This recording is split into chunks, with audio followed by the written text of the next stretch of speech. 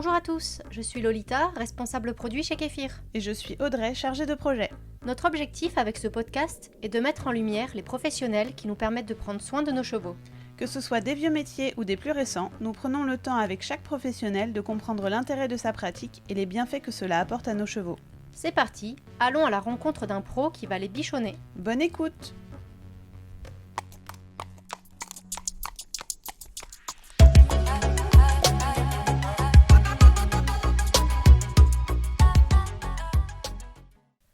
Le métier de cavalier professionnel fait souvent rêver les jeunes passionnés d'équitation.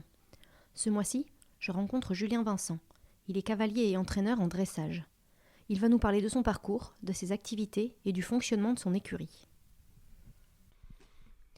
Bonjour Julien, tu es cavalier de dressage, en particulier de jeunes chevaux, mais également coach dans cette discipline. Tu es basé à Malville, près de Nantes, au sein des écuries d'Ellipse. Peux-tu nous présenter les principales activités et la manière dont elles sont réparties dans la semaine ? Salut Lolita. Alors du coup, j'ai plusieurs facettes, si on peut dire ça comme ça. Donc je suis à la base cavalier pro de dressage, entraîneur aussi. J'ai un DEGEPS dressage que j'ai passé à Bougnay, chez François Guillard. Et je suis aussi éleveur, j'ai une poulinière. Alors du coup, pour expliquer un peu ma semaine type de travail, du lundi au vendredi, je suis aux écuries d'Ellipse. Le matin, de 8h à midi, je travaille mes jeunes chevaux. Je suis épaulé par Lucie, qui est auto-entrepreneuse, qui est une ancienne stagiaire qui s'est mise à son compte. Et puis, donc c'est ça, de 8h à midi, je travaille mes chevaux. De 12h à 14h, en général, j'ai des cours le midi. Parce que j'ai des chevaux qui sont en pension de travail, que je monte la semaine et qui sont montés par leur propriétaire quelques jours en semaine, entre midi et 2 ou le soir. Et le week-end. Voilà, en général, ensuite, après les cours du midi, je remonte un peu les chevaux que j'ai pas eu le temps de monter le matin. Et puis le soir, de nouveau, je donne des cours ou parfois je suis chez moi un peu plus tôt. Et est-ce que tu sors en concours avec tes chevaux ? Alors oui, je sors en concours. Les chevaux sont mis en pension valorisation, commercialisation pour certains. Je fais du concours en général du mois de mars jusqu'au mois d'octobre, novembre. Je suis le circuit cycle classique jeunes chevaux, 4, 5, 6 ans. Et après, j'ai aussi quelques chevaux d'élèves que je sors en épreuve amateur plus et pro. D'accord, et j'imagine que les chevaux que tu montes et que tu valorises, potentiellement, ils peuvent être à vendre ?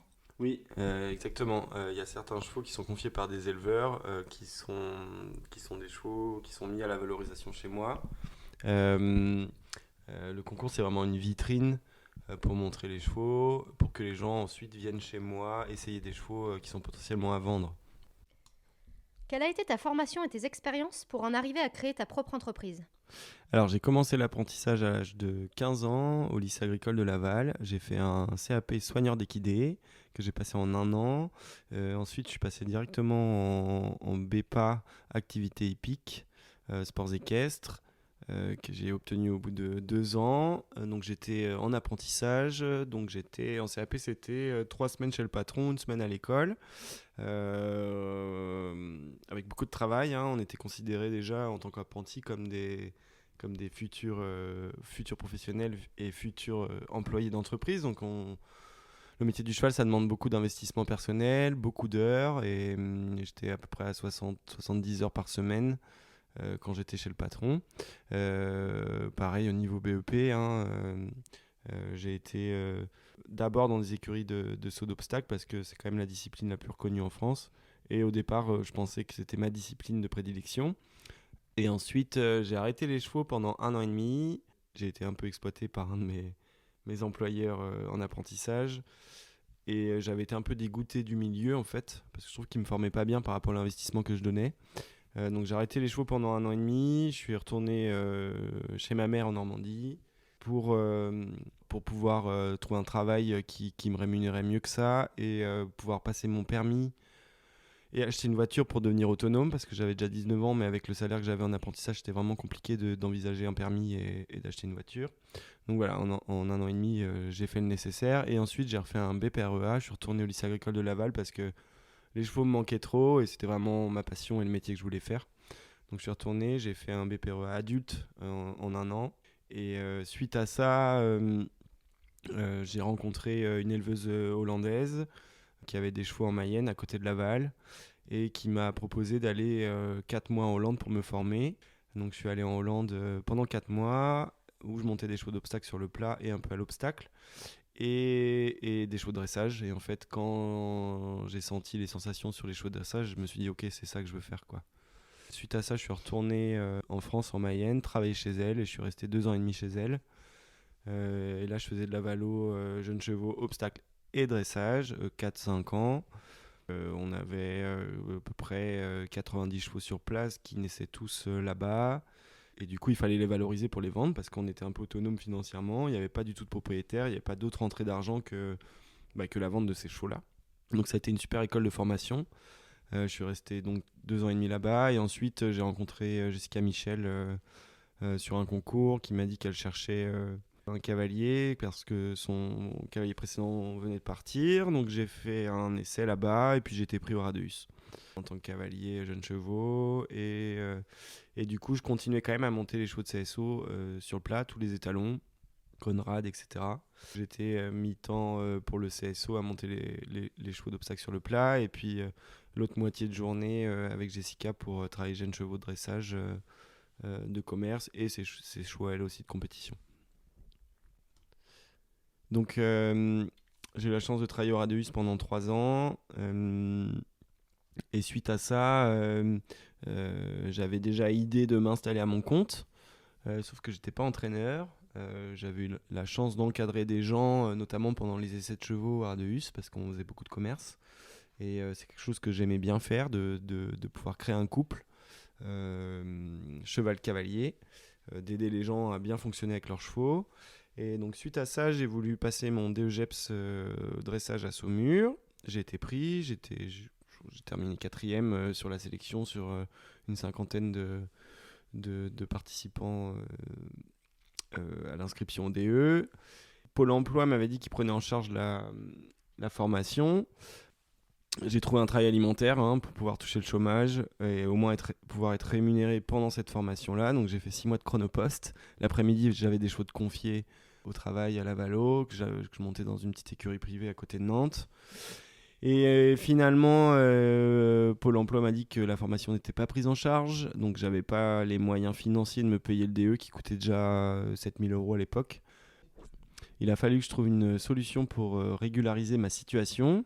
Et donc c'est à ce moment-là que j'ai contacté le CERF France et qu'ils m'ont installé en entreprise individuelle. Et aujourd'hui, ça fait 9 ans que je suis installé à mon compte et que j'ai des jeunes chevaux à valoriser, à commercialiser, mais pas que. J'ai monté quand même jusqu'au niveau Pro 2.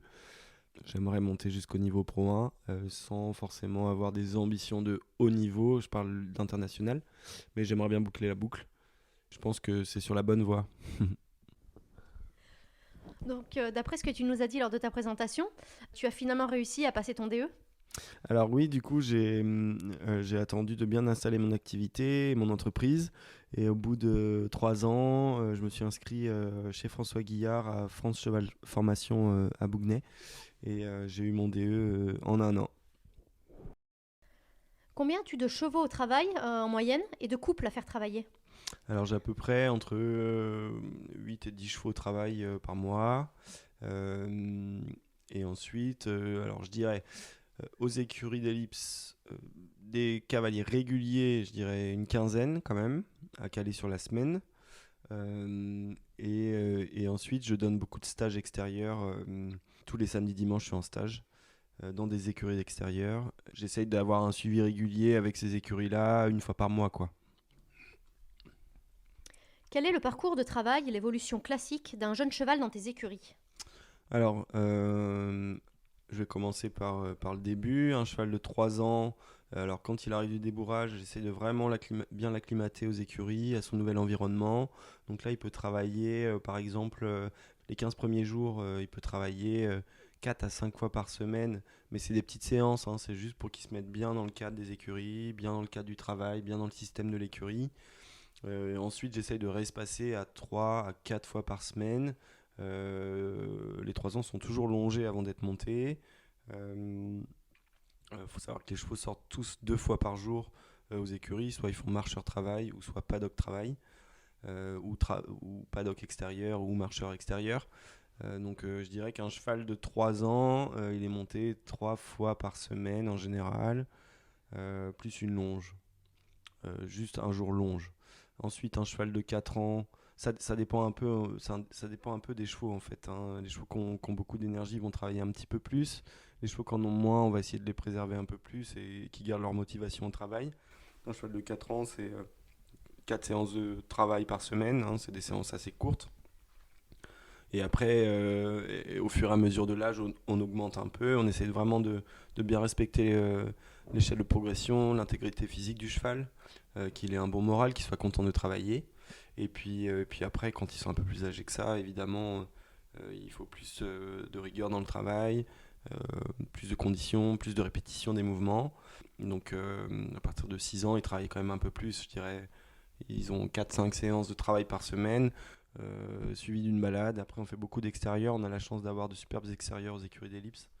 C'est vraiment important de préserver le moral et la motivation des chevaux pour qu'ils aient envie de travailler et qu'ils soient contents dans leur vie de cheval de sport, quoi. Est-ce que tu débourres tes chevaux toi-même? Alors non, je l'ai fait auparavant, mais je trouve que c'est vraiment un métier à part entière. Et le débourrage, c'est quand même toujours un peu risqué. Et le problème, c'est que si je me casse quelque chose, mon entreprise ne tourne plus. Donc je fais débourrer mes chevaux par Sébastien Jolin, qui est un éthologue avec qui je travaillais déjà au Haras de Hus. C'est vraiment super bien fait. Il oriente vraiment les chevaux vers leur carrière sportive. Quand je les reçois du débourrage, ils sont déjà bien cadencés, mis sur la main, ils vont en extérieur, ils sont bien désensibilisés. Donc tout le travail à suivre est quand même beaucoup plus facile. Et au niveau du suivi de santé, nous avons interviewé précédemment une ostéopathe par exemple. Est-ce que toi aussi tu fais appel à des professionnels de santé et est-ce que tu le conseilles à tes élèves? Alors oui, il y a ce que j'appellerais un suivi de base. Donc le dentiste une fois par an, un check-up vétérinaire une fois par an également. Tous mes chevaux ont un check-up de base avant de prendre le travail, hein, avant qu'ils soient débourrés. Ils ont un bilan radio euh, de tous leurs membres, de leur dos, de leur cervical, pour voir si tout va bien avant de démarrer leur vie de cheval de sport, histoire de ne pas travailler sur une douleur ou sur une articulation qui est déjà dégradée, hein, parce que ça arrive, hein, sur des chevaux de 3 ans qu'on ait besoin d'une petite opération avant qu'ils prennent le travail pour bien démarrer dans leur corps et dans leur vie de cheval de sport. Donc voilà, tous mes chevaux ont un bilan radio avant le travail. Évidemment, on leur fait les dents avant d'aller au débourrage, hein, parce que il faut que l'acceptation du mort, c'est déjà pas simple. Mais si en plus ils ont des dents de loup qui leur font mal, c'est même pas la peine d'envisager de continuer le travail là-dessus. Donc ils ont les dents de fait, ils ont un bilan de radio de fait avant d'aller au débourrage. Et ensuite, j'essaye de faire un check-up annuel avec le vétérinaire, voir si tout est OK. Et ils ont un suivi ostéopathique, je dirais 2 fois par an. Après, on la fait venir plus s'il y a besoin de plus. Parfois, ça va bien, donc je ne suis pas à pousser à la consommation si tout est OK. C'est un peu en fonction de mon sentiment et de la manière dont je ressens mon cheval. Pour finir, que penses-tu de l'utilité du système Cavale dans une écurie de jeunes chevaux? Et ben, je pense que Cavale est vraiment un outil indispensable dans une écurie de jeunes chevaux au niveau sécurité, parce que parfois on est seul à monter les 3 ans. Il suffit que voilà, un accident est vite arrivé, hein, ou même une chute non grave nous permet d'alerter nos collègues. Si on a décidé de monter notre 3 ans sur un moment calme de la journée, pendant que les collègues vont manger, qu'il n'y a personne dans le manège, parce que c'est un cheval un peu sensible, voilà, si on se retrouve seul et qu'on tombe, et ben on se sent plus à l'aise d'avoir l'outil Cavale avec soi pour que ça prévienne nos collègues si jamais nous arrive quelque chose, quoi, par exemple. Super, écoute, merci beaucoup Julien. À De bientôt. rien, Lolita. Salut.